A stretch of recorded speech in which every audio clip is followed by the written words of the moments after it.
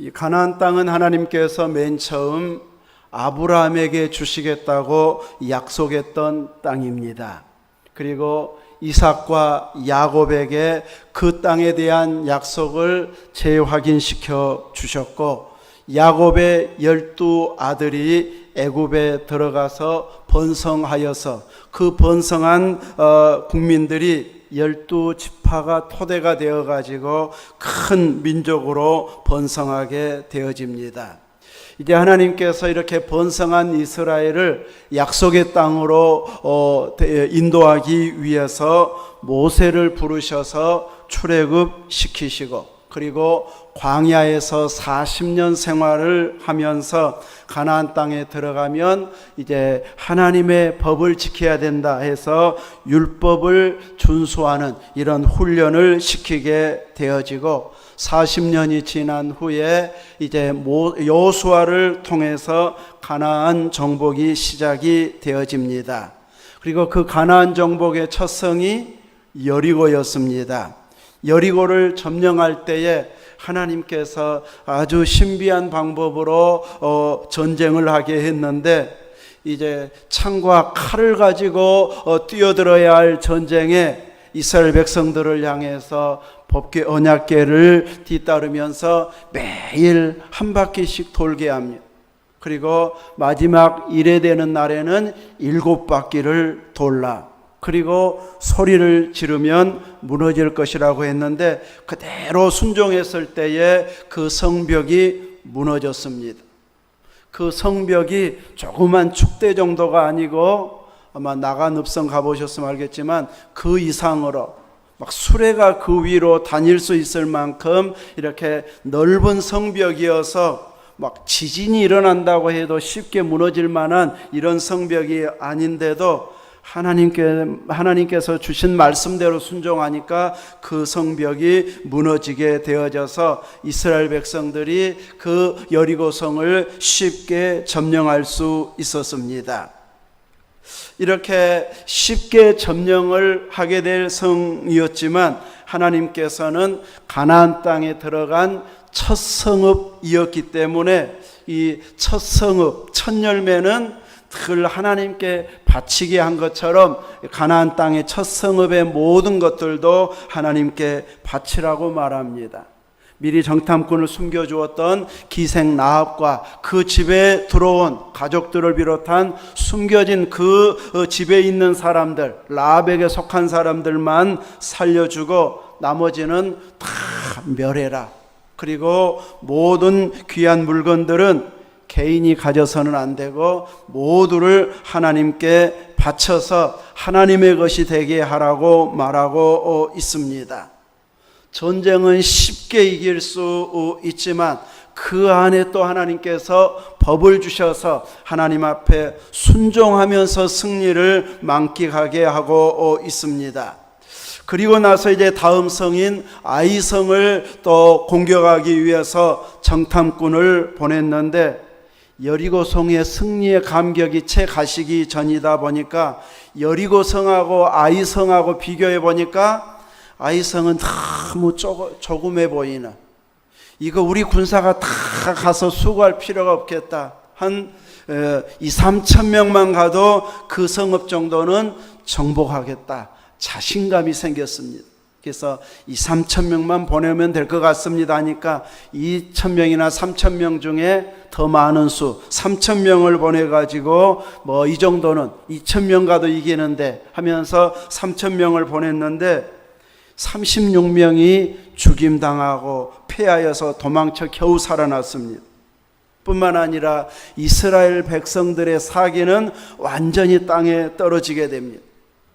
여리고를 정복하고 가볍게 생각했던 아이성을 정복하면서 가나안 땅은 이제 우리 것이다, 막 이런 자신감이 생겨날 상황인데, 그 작은 성읍 하나 점령하지 못하고 지게 되어지면 이제는 어떻게 가나안 땅을 정복할 수 있겠는가 하면서 이제 더 이상 전쟁 의욕을 가질 수 없는 꺾여버린 이런 모습이 되어져 버려서 지도자 여호수아는 저물도록 왜 우리가 졌습니까? 약속의 땅인데 하면서 하나님 앞에 간절히 기도했을 때 무엇 때문이라고 말합니까? 하나님께 바쳐야 할 물건을 착취한 자, 훔쳐간 자가 있기 때문이다. 그를 멸하지 아니하면 다시는 함께하지 않겠다. 아브라함 때부터 약속했던 땅이고 그 약속을 지금 이루어가는 시작점인데 그 사람 진멸하지 않는다고 해서 이제 진멸하지 않으면 다시는 함께하지 않겠다고 선언해 버립니다. 작고 가볍게 생각한 것들, 이 정도는 하나님께 물어볼 필요도 없고 우리 방법으로 해도 충분히 해내겠다 하면서 가볍게 생각했던 것이 그들에게는 올무였습니다. 하나님 앞에서 감당해야 할 여러 사명들 중에 우리는 큰 일은 중요하게 여깁니다.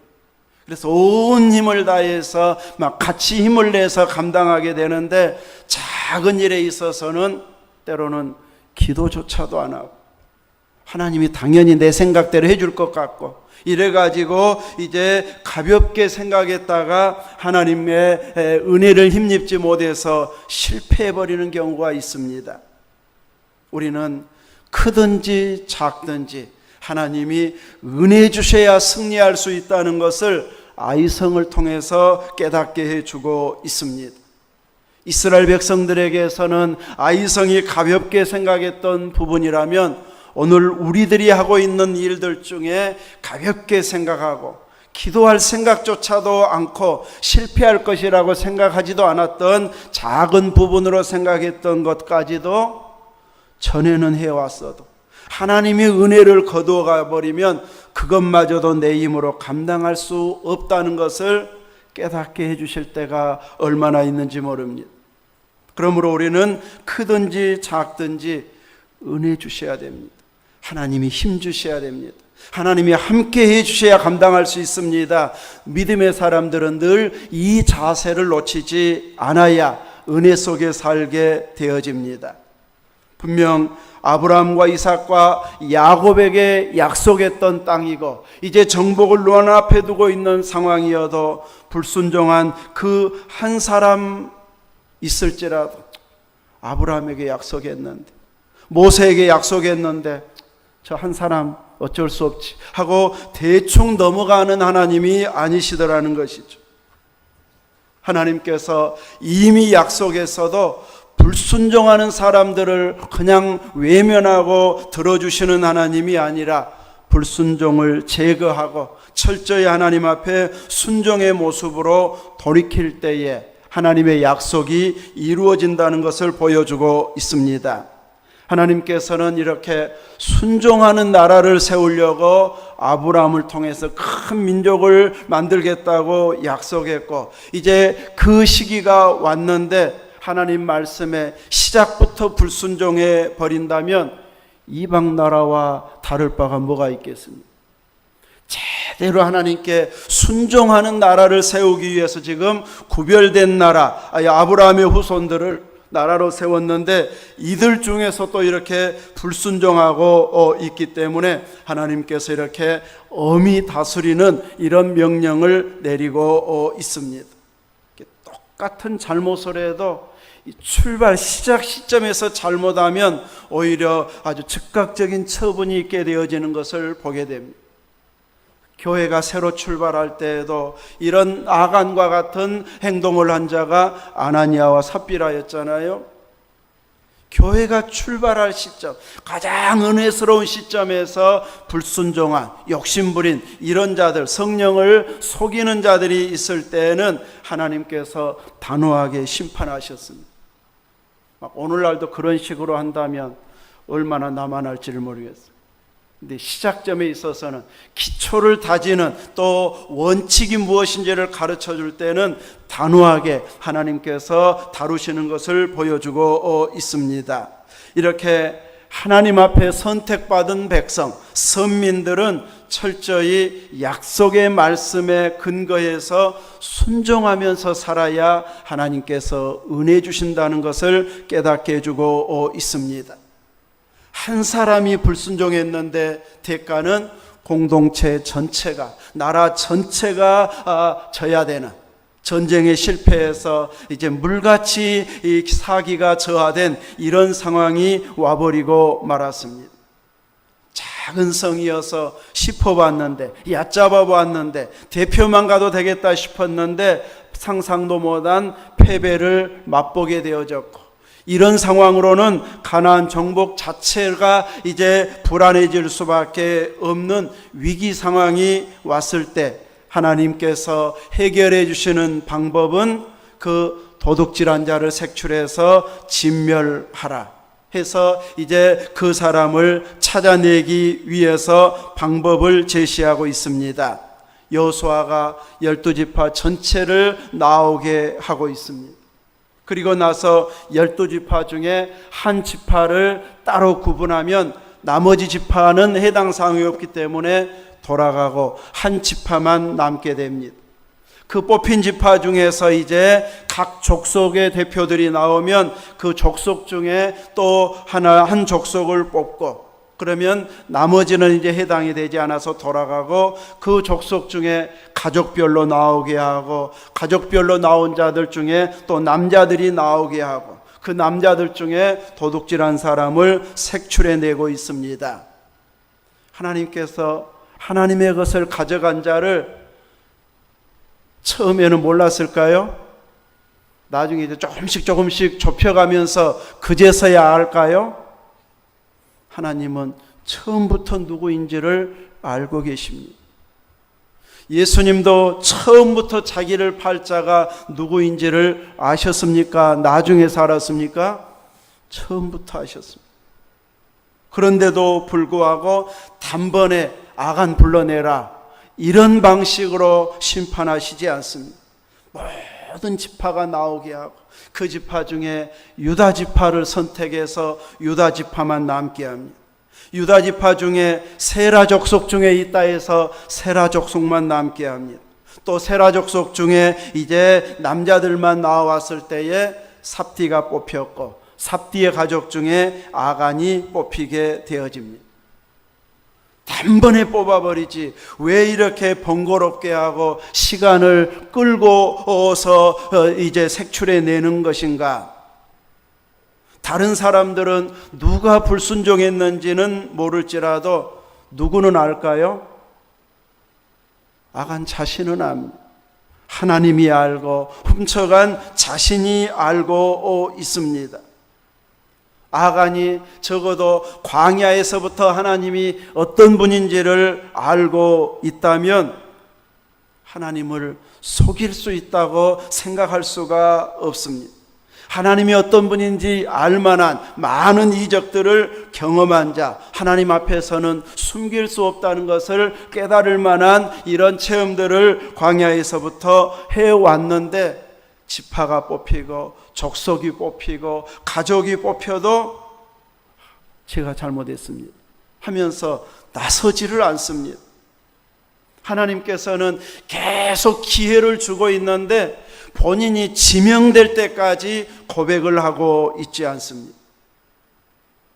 하나님은 그토록 시간을 끌면서 제 잘못입니다, 제가 잘못했습니다 하고 회개하기를 기다리는데, 우리 인간은 혹시 나 말고 딴 사람도 훔쳤을지 몰라, 혹시 그 사람이 뽑힐지 몰라, 나는 안 뽑힐 수도 있어, 아주 이런 못된 죄성이 우리 사람에게 있다 보니까 끝까지 고집하고 나는 못 찾겠지 하다가 회개할 기회를 놓쳐버리게 됩니다. 그래서 엄하게 하나님께서 다스리게 하고 있는 것을 보게 됩니다. 나머지 지파들과 나머지 백성들 중에서도 우리 벗어났네 하고 한가하고 여유 있게 지켜보는 사람 없었을 것입니다. 조마조마하고 과연 누가 이렇게 잘못을 했을까?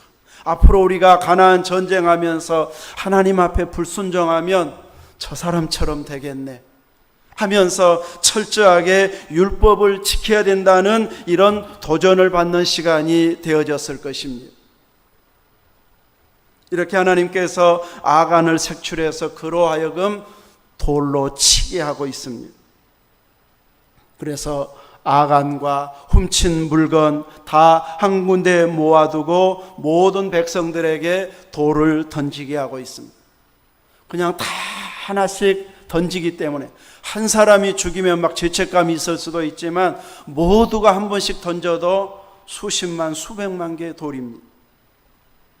그래서 큰 돌 무더기가 되고 나서야 하나님의 진노가 그치게 됩니다. 부름받아 나서니 우리가 찬송하고 있는데 아골골짝 빈들에도 복음 들고 가오리다 하는 찬양의 그 아골골짝이 바로 이 아간에게 던졌던 돌 무더기가 있는 골짜기가 아골골짝이 바로 하나님께서 이렇게 철저하게 아간을 심판하고 나서야 이제 오늘 본문에 나와 있는 아이성 공격을 하도록 허락해 주고 있습니다. 아이성 전쟁의 7장에서 왜 실패했는지 원인을 알게 되었고 그 훔쳐간 자, 불순종한 자 아간을 철저히 제거했는데 오늘 8장 전체를 읽어보면 하나님께서 이 아이성 전쟁을 준비시킬 때에 대충 대표만 뽑아서 전쟁하고 있습니까? 철저히 준비해서 총력전을 펴게 하고 있습니까? 철저히 준비해서 작은 성인데도 불구하고 철저히 전쟁 준비해서 전쟁에 임하게 하고 있습니다. 가나안 땅을 하나님이 주시겠다고 이미 약속한 땅입니다. 철옹성 같은 여리고도 말씀에 순종해서 7바퀴 매일 한 바퀴 이래째는 7바퀴 돌고 소리 지르니까 무너졌습니다. 아이성 전쟁에서도 이렇게 하나님의 어떤 기적적인 방법으로 무너뜨려주면 좋을 것 같은데 철저하게 전쟁답게 전략을 세우고 또 온 힘을 다해서 생명 걸고 전체가 싸움에 나가서 전략대로 움직이면서 전쟁할 때에 승리하는 이런 승리를 맛보게 하고 있습니다. 작은 도성인데도 아이성 뒤로 몰래 가서 매복 쪽까지 이렇게 편성해 가지고 매복까지 시켜가면서 전쟁을 준비하고 있습니다. 오늘 읽은 말씀에 여호수아가 3만 명을 뽑아가지고 밤에 보내가지고 스스로 준비시키고 있습니다. 또 12절에 보면 약 5천 명을 택하여 또 서쪽 베델과 아이사에 매복을 시키고 있습니다. 그리고 이제 여호수아는 온 군대를 이끌고 이제 정면으로 그들과 전쟁하는 척 하다가 도망을 치기 시작합니다. 아이성 사람들이 얼마나 신나겠습니까? 이스라엘이 이제 우리한테 안 돼. 우리하고 전쟁해봐야 지난번에 지더니 이번에도 쳐들어왔다가 또 도망가네.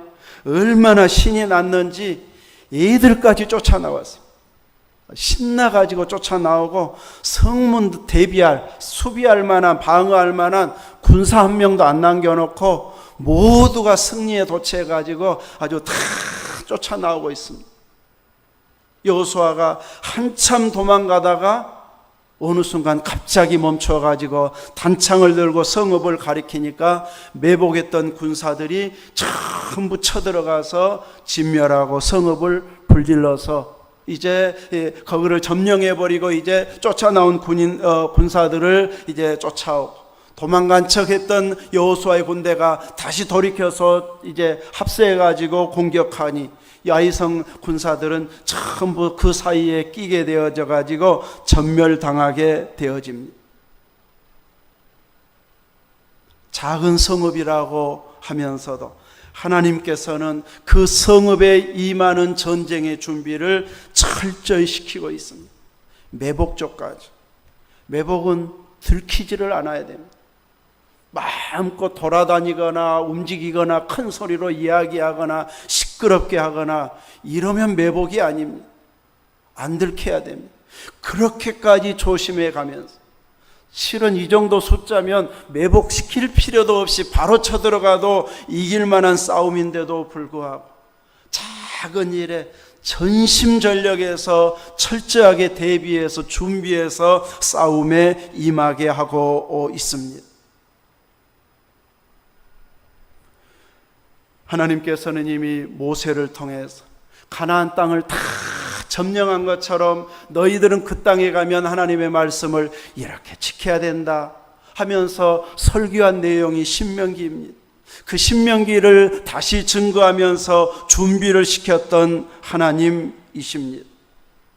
이렇게 이미 점령한 것처럼 하나님은 모든 약속의 내용들에 있어서 먼저 선포하고 그 다음에 그대로 이루어가서 얼마나 전능한 하나님인지를 보여주십니다. 사람의 약속, 대통령의 공약, 국회의원의 공약 다 이루어질 것처럼 하지만 반도 못 이룹니다. 반만 해도, 반타작만 해도 잘한다고 할 것입니다. 사람은 이렇게 상황들이 바뀌고 환경이 바뀌고 위치가 바뀌면 옛날에 결심했던 것이 자꾸 바뀌게 되는데 하나님은 약속한 그대로 이루어내시는 전능한 하나님이십니다. 우리는 왜 하나님께서 이토록 철저히 준비시켜서 전쟁에 임하게 하는가 귀 기울여야 하고 눈여겨보아야 할 부분이라고 생각해서 오늘 말씀을 준비했습니다. 우리는 예수 그리스도를 구주로 영접해서 하나님의 자녀 천국 백성이 되어졌습니다. 주님의 능력은 자기에게 맡겨진 자 한 사람도 빼앗기지 않는다고 말합니다.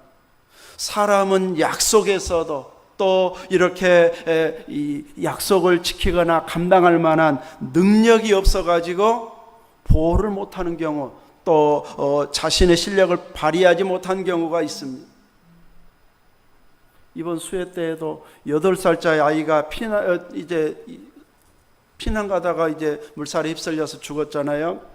실종됐는데 나중에 이제 죽은 아이로 발견됐는데 그렇게 될 줄 알았겠어요? 우선 피난 가는 사이니까 알아서 잘 따라올 줄 알고 아마 짐이라도 들고 갔는지 따로따로 가다가 이렇게 휩쓸려 버린. 사람은 이렇게 책임져 주지 못할 만큼 연약한 존재입니다. 그런데 하나님께서는 우리를 완전히 책임져서 천국 가는 그날까지 우리를 보호해 주시는 영원하신 분, 전능하신 분이라고 소개해 주고 있습니다. 그럼에도 불구하고 확실한 약속이 있음에도 불구하고 우리가 이 땅에 살아가는 동안에는 어떤 자세로 살아가야 되는가? 아이성 전투의 자세로 살아가야 돼요. 하나님이 우리의 구원을 보장했어도 철저하게 준비하고 철저하게 깨어있고 내게 주신 몫을 감당하고 그 전투 자세를 가지고 하나님 앞에서 영적인 싸움을 싸워가면서 주님 앞에 설날까지 철저하게 자신을 단장하는 이런 자세가 되어야지 하나님이 다 알아서 인도해 주는데 그렇게 열심히 믿을 필요가 뭐 있나? 이런 방식으로 자기 생각을 앞세우는 이런 자세 가지고는 실패할 수 있습니다. 그래서 우리의 한 사람 한 사람의 열심은 바로 두 번째 아이성 전쟁의 때처럼 철저히 준비시켜서 전쟁에 임하게 하는 하나님이 주신 전략과 방법과 같이 우리들 한 사람 한 사람이 내게 주어진 몫을 철저히 감당하는 이런 자세가 필요합니다. 다음 주 성가대 몇 장입니다 했을 때 그냥 대충 몇 장 부르면 좋겠다 하면서 준비할 수도 있고 또 준비가 철저한 사람은 집에서 몇 번이고 불러보고 또 기도하고 이 하나님 어떤 찬양을 할까요? 이렇게 준비하면서 응답 받아가지고 몇 장 찬양합시다 이렇게 하는 것하고 상급이 달라질 것입니다. 작은 일이어도 이렇게 어떤 자세로 준비하면서 그 일에 충성하느냐 대충 해도 충분히 하고 철저히 해도 더 큰 효과가 나타나는 것 아니어도 하나님이 보실 때는 네가 작은 일에 이렇게 충성한 거 보니 큰 일 맡겨도 되겠구나 하면서 더 큰 일을 맡기실 것입니다. 근데 작은 일을 대충 하게 되어지면 이제 그 부분을 철저히 감당할 때까지 기다렸다가 성숙해진 것을 보고 그 다음에 맡기려고 아직도 기다리고 있을 수도 있습니다. 한 사람의 불순종한 아간 때문에 엄청난 국력이 낭비되고 엄청난 재산상 인명피해를 당하고 사기가 떨어지는 이런 상황이 이스라엘에게 벌어졌습니다. 수억의 기독교인 중에 나 한 사람 대충 믿어도 나 한 사람 정도는 하나님이 그냥 뭐라고 안 하고 구원해 주겠지, 이 자세가 되어져서는 안 된다는 것이죠. 단 한 사람의 실수가 국가 전체에 영향을 준 것처럼 우리들도 혹시 내가 어려워진 것이, 내 가족이 어려워진 것이, 교회가 어려워진 것이, 나라가 어려워진 것이 혹시 저 때문입니까? 기도의 사람들은 하나님 앞에 나 때문입니까 하고 기도도 가끔씩은 할 수 있을 만큼이 되어져야 할 것입니다. 혹시 나 한 사람 때문에 국가가 무슨 위기가 오고 나 한 사람 때문에 교회 위기가 와 이럴 수 있지만 하나님께서는 그 불순종한 한 사람 때문에 전쟁에 패하게 하시는 이런 방법까지 동원할 때가 있는 걸 보면 우리 한 사람은 결코 함부로 내칠 만한 이런 작은 한 사람이 아니라는 것이죠. 그러므로 철저하게 단장을 해야 되는데 어떻게 우리는 천국 갈 준비를 해야 되는가? 이미 구원받고 하나님이 약속해 주셨어도 우리는 누구로 단장하고 준비하고 있으라고 말합니까? 주님의 신부로. 주님이 약속해서 우리는 주님의 신부로 단장을 해야 됩니다. 대충 믿고 천국 가는 것이 아니라는 것이. 옛날 시대에는 신랑 얼굴도 모르고 부모가 가라고 하니까 얼굴도 못 보고 결혼식 날짜 얼굴 보는 이런 일도 있었지만 우리들은 천국 가면서 그런 식으로 가도록 아무 준비 없이 신랑이 뭘 좋아하는지도 모르고 그냥 대충 가는 이런 결혼이 되게 하지 않습니다. 신랑이 우리를 얼마나 사랑하시는지, 신부를 위해서 생명을 주신 이런 사랑을 베풀어 주었습니다. 생명을 주고 우리를 사랑한 신부들입니다. 그러므로 우리는 그 신랑의 사랑에 감격해서 매일매일 매 순간 주님 너무 보고 싶습니다. 주님이 너무 그립습니다. 주님 없으면 나는 아무것도 아닙니다. 그래서 찬양하지 않을 수가 없고 말씀을 보지 않을 수가 없고 기도를 하지 않을 수가 없고 눈 핑계, 바쁜 거 핑계, 아픈 거 핑계 댈 수가 없습니다. 주님이 나를 이렇게 눈여겨보시고 사랑해 주시는데 내가 다른 핑계거리를 대고 주님의 사랑을 깎아먹어서야 되겠습니까 하면서 철저하게 단장하는 것이 신부의 단장의 모습입니다. 이 모습을 꼴보기 싫어한 방해꾼이 있습니다. 사탄이 방해합니다. 너 예수 믿지 마. 이런 식으로 방해하면 기독교인들은 더 열심히 믿어버립니다. 예수 못 믿게 하면 생명 걸고 믿어버립니다. 순교당해도 믿어버립니다. 전략을 바꿔가지고 예수 못 믿어 이런 방식으로 요즘은 방해하지 않습니다. 예수는 믿기는 믿는데 계속 교회를 비판해. 너무 일이 바빠가지고 교회 일에 신경 쓸 겨를이 없게 건강에 힘쓰게 만들고 일에 바쁘게 만들고 오늘만 예배 빠져야지. 꼭 오늘만 빠질 것처럼 마음이 들어가지고 오늘만 빠질 것 같은 이런 마음으로 자꾸 순간순간 그날의 예배를 빼앗기게 만들어가지고 나중에 시들시들하게 만드는 이런 전략을 이 시대에는 동원하고 있는 것처럼 보여집니다. 작은 유혹에도 넘어져서는 안 될 것입니다. 이스라엘에 군인만 60만 명이었습니다. 인구가 수백만 명입니다. 그 중에 나 한 사람 훔쳐간다고 누가 바슬라디아, 내가 훔쳐간다고 설령 알아볼까 싶었는데 하나님은 속아 넘어가지 않았습니다. 60만 명의 한 사람이어서 어린아이까지 수백만 명 중에 한 사람이었어도 하나님은 정확하게 끄집어내서 그를 색출해내서 심판하게 하시는 하나님이십니다. 그래서 우리 한 사람 한 사람이 주님의 신부로 제대로 단장하고 그 단장의 자세가 아이성 전투로 비교한다면 이미 승리할 싸움인데도 철저하게 준비해서 싸움에 임하게 하는 것처럼 하루하루를 살아가는 것을 우리는 영적인 전쟁 상황에서 살아가고 있습니다.